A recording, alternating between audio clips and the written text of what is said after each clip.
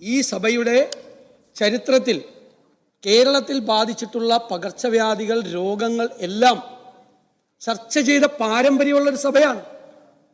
Amoebic മസ്തിഷ്ക ജ്വരത്തെക്കുറിച്ചുള്ള ആളുകളുടെ അറിവില്ലായ്മ, അജ്ഞത, ഗവൺമെൻറ്റിൻ്റെ കെടുകാര്യസ്ഥതകൾ, ഇതിനൊരു പരിഹാരം ഉണ്ടാകണം.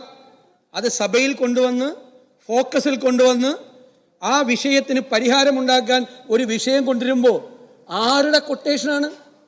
അമീബയുടെ കൊട്ടേഷനാണ്. അമീബയുടെ കൊട്ടേഷനാണ് ഞങ്ങൾ എടുത്തിരിക്കുന്നത്. എന്താണ് ഈ പറയുന്നത്? രാഷ്ട്രീയം പറയണതിനൊരു പരിധി വേണ്ടേ, മര്യാദ വേണ്ടേ? ഞങ്ങൾ ആദ്യ സത്യം എന്താ സ്ഥിതി എന്താ നിങ്ങൾ മനസ്സിലാക്കണം.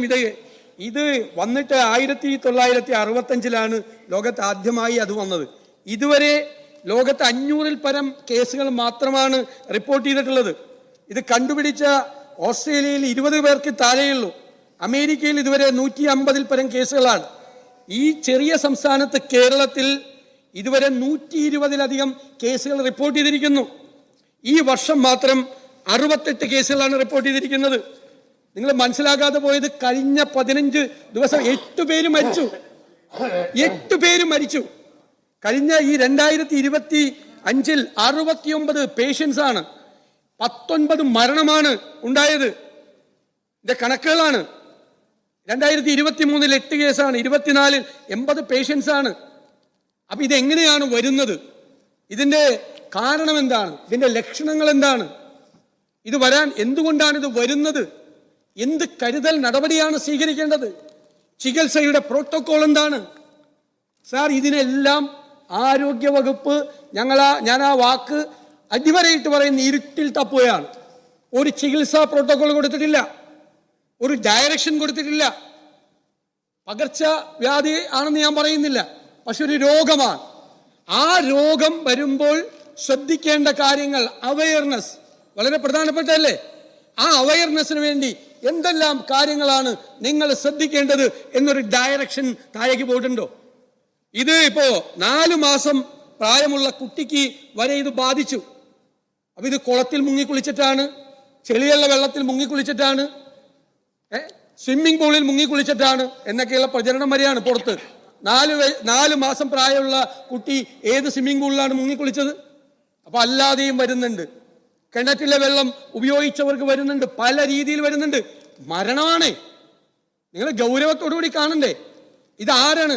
State government, suppose if they are not competent to find out the details, നിങ്ങൾ എക്സ്പേർട്ട് ഏജൻസികളുടെ സഹായം മേടിക്കണ്ടേ? നിങ്ങൾ സെൻട്രൽ ഗവൺമെന്റിന്റെ ഹെൽത്ത് മിനിസ്ട്രിയുടെ സഹായം തേടണ്ടേ? നമുക്ക് അത് കണ്ടുപിടിക്കാൻ പറ്റുന്നില്ല.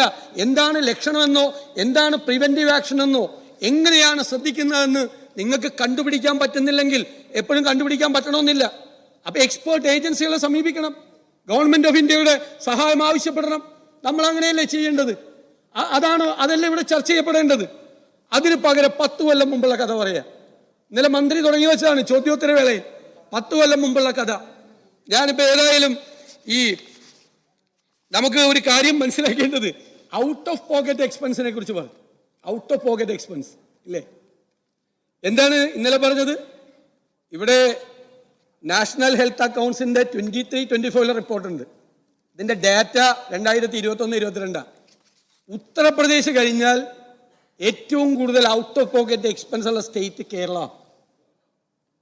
ഏറ്റവും കൂടുതൽ ഔട്ട് ഓഫ് പോക്കറ്റ് എക്സ്പെൻസ് ഇന്ത്യയിൽ. കേക്ക്, അത് ഡിക്ലൈനിങ് ആണ് ഇന്ത്യ മുഴുവൻ. ഏറ്റവും സ്ലോ ഡിക്ലൈൻ ഉള്ളത് കേരളത്തിലാണ്. ഇപ്പൊ പോലും 21-22 ഡാറ്റ അനുസരിച്ചിട്ട് 59.1% ഔട്ട് ഓഫ് പോക്കറ്റ് എക്സ്പെൻസ്. അതിപ്പോ ഇപ്പോഴത്തെ കണക്ക് അത് 70-യുടെ അടുത്തെത്തിയിരുന്ന 70%. മനസ്സിലായേ? അതേ അവസരത്തിൽ തമിഴ്നാട്, തൊട്ട അയൽവക്ക സംസ്ഥാനം, അവിടെ 2016-17 62% വരും. ഇപ്പോൾ അവിടെ 34% ഔട്ട് ഓഫ് പോക്കറ്റ് എക്സ്പെൻസ് കുറഞ്ഞു.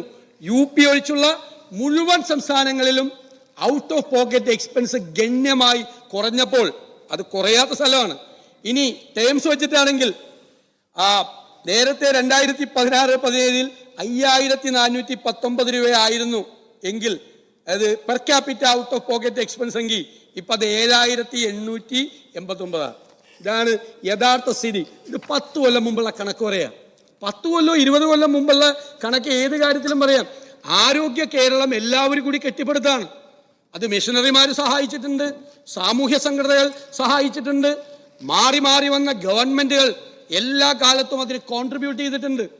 മറ്റുള്ള സംസ്ഥാനങ്ങളെക്കാൾ മെച്ചപ്പെട്ട ആരോഗ്യ സംവിധാനം, ഇൻഫന്റ് മോർട്ടാലിറ്റി കുറച്ചത് ഉൾപ്പെടെയുള്ള നിരവധി നേട്ടങ്ങളുണ്ട്. പക്ഷേ നമ്മളിതെല്ലാം ഒന്നാമതാണ് എന്ന് പറഞ്ഞിട്ട് കഴിഞ്ഞ കുറേ വർഷങ്ങളായി ഇത് സ്റ്റാഗ്നന്റ് ആണ്. നമ്മളിത് തിരിച്ചറിയണം. ബാക്കിയുള്ള സ്ഥലത്തുണ്ടാകുന്നത് പോലെ ഒരു മാറ്റം പല കാര്യങ്ങളിൽ ഉണ്ടാകുന്നില്ല. നമ്മൾ 10, 20, 25 വർഷം പുറകിലേക്ക് പോവാണ്. ലോകത്തുള്ള എല്ലാ രോഗങ്ങളും ഇന്ന് കേരളത്തിലുണ്ട്. നമ്മളത് മനസ്സിലാക്ക്. എല്ലാ രോഗങ്ങളും ഇവിടെ പറഞ്ഞതുകൊണ്ട് ഞാൻ ആവർത്തിക്കുന്നില്ല. എല്ലാ ലെപ്റ്റോയിഡ് ഉണ്ട്, ഡെങ്കു ഫീവർ ഉണ്ട്, ഹെപ്പറ്റൈറ്റിസ് എ ഉണ്ട്, കോളറയുണ്ട്, ടൈഫോയിഡ് ഉണ്ട്, മുഴുവൻ രോഗങ്ങളും നമ്മുടെ നാട്ടിലുണ്ട്. എന്താ കാരണം? നമ്മൾ അന്വേഷിക്കണ്ടേ? നമ്മൾ ഹെൽത്ത് ഡാറ്റ കളക്ട് ചെയ്യുന്നുണ്ടേ? അത് പരിഹരിക്കാനുള്ള സംവിധാനം വേണ്ടേ? ലൈഫ് സ്റ്റൈൽ ഡിസീസ് വളരെ കൂടുതലായി വർദ്ധിക്കുന്നുണ്ട്. നമ്മളെല്ലാം ജനപ്രതിനിധികളല്ലേ, നമ്മൾ മരണ വീടുകളിൽ പോകുന്നവരല്ലേ, കേരളത്തിലെ MLA മാർ അല്ലേ? ഞാൻ ഇതിനു മുമ്പ് 1 വർഷം മുമ്പ് പറഞ്ഞു, കോവിഡിന് ശേഷം കേരളത്തിലെ മരണനിരക്ക് വർദ്ധിച്ചു. നിങ്ങൾ പോകുമ്പോൾ നിങ്ങൾ അന്വേഷിക്കാറില്ല എന്തുകൊണ്ടാണ് മരിക്കുന്നതെന്ന്? പെട്ടെന്ന് യാതൊരു പ്രീസിഡൻസും ഇല്ലാത്ത ആൾ കാർഡിയാക് അറസ്റ്റ് വന്ന് മരിക്കുന്നവരുടെ എണ്ണം കൂടിയിട്ടുണ്ടോ ഇല്ലയോ? MLA മാര് പറ, കൂടിയിട്ടില്ലേ? കുഴഞ്ഞു വീണ് മരിക്കുന്നവർ, സ്ട്രോക്ക് വന്ന് വരുന്നവരുടെ നമ്പർ കൂടിയിട്ടില്ലേ?